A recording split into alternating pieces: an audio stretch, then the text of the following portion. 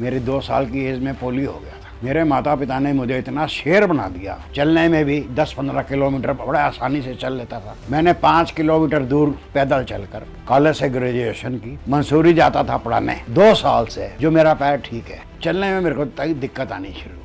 जैसे मैंने कोई सीढ़ी चढ़नी है तो नहीं चढ़ा जा, सहारा लेके चढ़ा। इस तरीके से वो चीज मेरी बढ़ती गई। डॉक्टर ने दवाई दी थी जब मैंने साल पहले शुरू करी, मुझे उससे कुछ फर्क नजर नहीं आया। एक टाइम तो ऐसा आ गया था 1 साल पहले कि मैं खड़ा हो रहा था तो ऐसा लग रहा था मैं गिर जाऊंगा। जब से मैंने ये दवाई मंगाई, वो सियागोन उसका नाम है और गोलियां कैप्सूल थे, दूसरे दिन मुझे ऐसा लगा कि मैं 10 मिनट के लिए खड़ा रहूं, गिर नहीं रहा हूं। दवाई खाता चला गया, उससे मेरे को आराम। अब ऐसा है कि मैं खड़ा भी हो जाऊं 2-2 घंटे भी, मुझे कोई दिक्कत नहीं। धीरे धीरे अब मैं बिना वसाखी के भी चल लेता हूँ। ये इसलिए पकड़ लेता हूँ कहीं उबड़ खाबड़ जगह हो कि मैं गिर ना जाऊँ, या कहीं नीचे उतरना है तो इसका सहारा लेकर उतरना।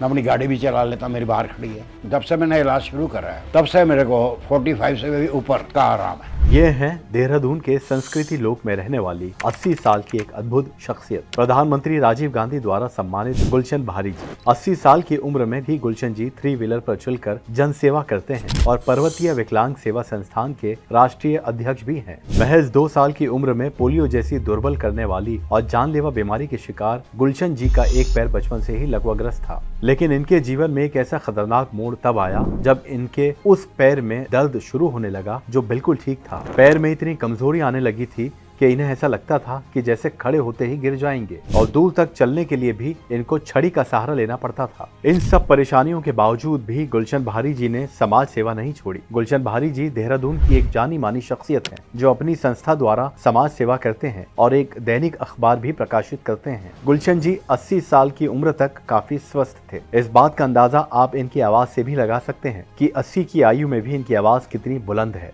गाड़ी किसकी है?